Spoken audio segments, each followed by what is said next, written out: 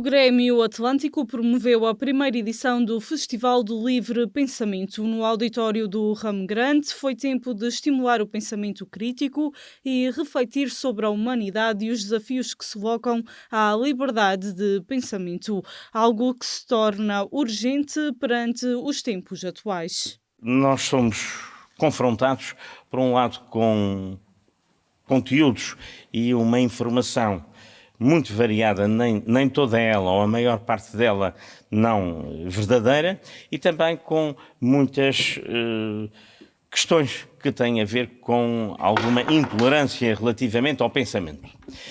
Por isso nós entendemos que a coragem de pensar por si próprio, sem dogmas, é muito importante no dia de hoje. Procurar a verdade e a liberdade, valorizando uma autonomia da razão e da consciência. Recusar os acriticismos e os dogmas que nos são impostos. Penso que isto é, hoje em dia, comumente aceito, mas nem sempre praticado. Além da inauguração de uma exposição sobre as origens do Grande Oriente Lusitano e sobre o seu centenário, como organização que promove o livre pensamento em Portugal e no mundo, existiram ainda duas conferências com Feliciana Ferreira e Luís Natal Marques. Deram o seu testemunho e opinião sobre como pensar livremente numa sociedade contemporânea cada vez mais focada no imediatismo. O mundo digital torna difícil o treino do pensamento crítico. O ingrediente fundamental do pensamento crítico é o tempo para pensar e processar informação. E as plataformas digitais foram concebidas para nos manter em reação permanente. Para contrariar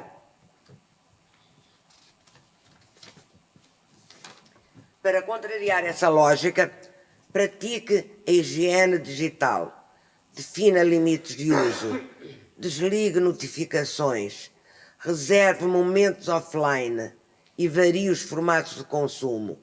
Leia livros, ouça podcasts, explore conteúdos longos. É necessário ter mais empatia e aceitar a diferença e pensamento do outro. Talvez a liberdade de pensamento possa assustar, pois vem provar que nem todos são detentores da verdade. A separação do poder político e religioso também coloca-se em causa.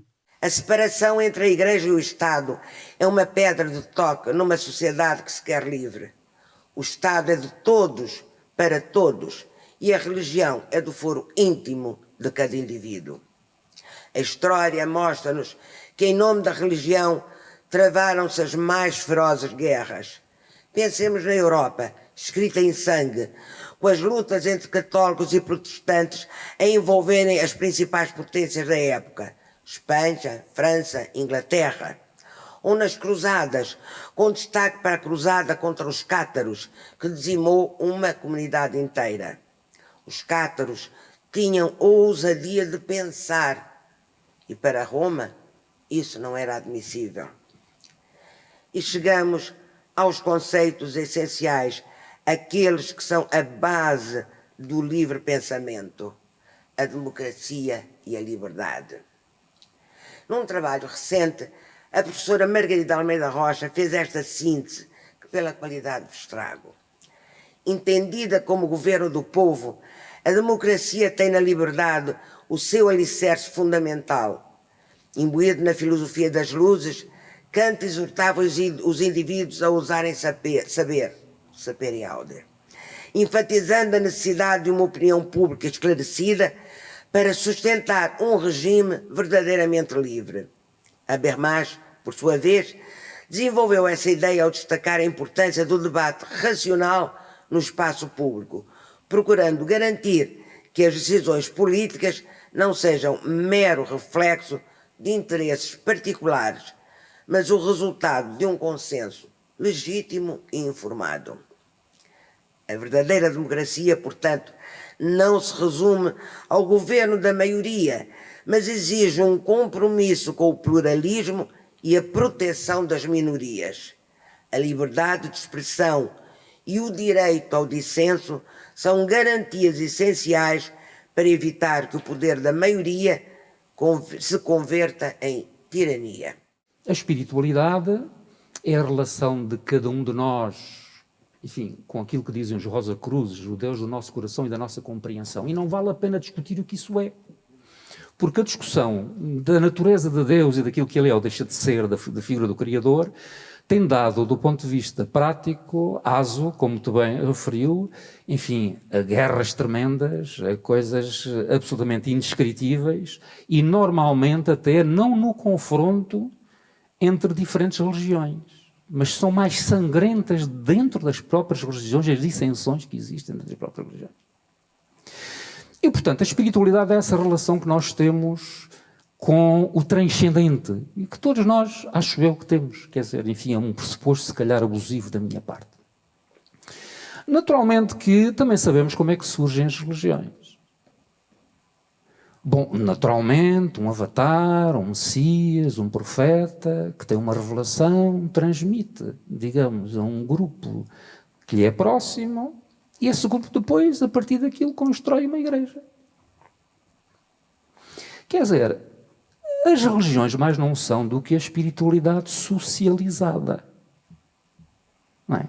Aquilo que está no foro individual passa a estar no foro. É passar do eu para o nós. Não é?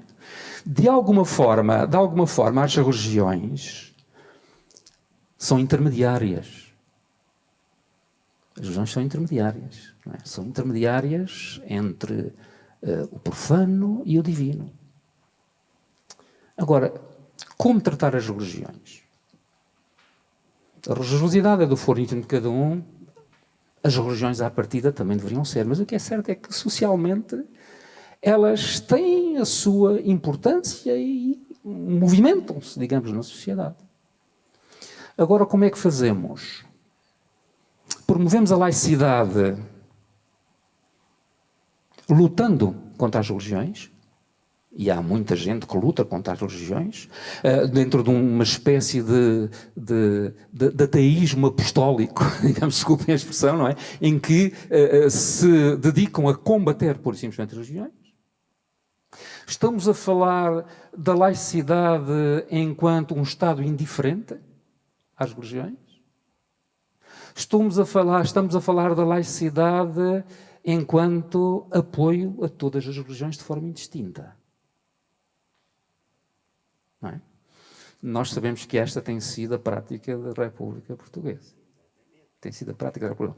Porque quando no artigo 41 da Constituição se diz que aliás, o título do artigo liberdade de consciência, de religião e de culto, bom, entende-se que naturalmente, enfim, todas as religiões devem ser acolhidas, digamos, em pé de igualdade. O respeito pelo outro e tolerância ajudam a desbravar o caminho do pensamento livre e a aceitar a troca de ideias. A ética é a ciência da moralidade. Na sociedade em que vivemos em sociedade, também temos que nos suportar uns aos outros. E, portanto, toleramos, se calhar, às vezes, determinado tipo de coisas ou determinado tipo de atitudes que não sei se não ultrapassaram muitas das vezes as nossas linhas vermelhas. Não é? Porque eu tenho para mim, sempre tive, que a tolerância em excesso é conivência. A tolerância em excesso é conivência. E muitas das vezes, agora aqui um pouco naquela senda da banalização do mal, da Hannah Arendt, enfim, vamos tolerando e depois perguntamos, mas como é que nós chegamos aqui? Chegamos aqui porque se calhar fomos encolhendo os ombros. Chegamos aqui porque se calhar fomos dizendo... enfim, não nos quisemos dar ao trabalho, se calhar, de levantar o braço quando achamos que alguma coisa exatamente não está bem. O livre pensamento é um movimento intelectual e cultural com raízes no iluminismo europeu dos séculos XVII e XVIII. Foi fundamental para o progresso científico, filosófico e social da humanidade.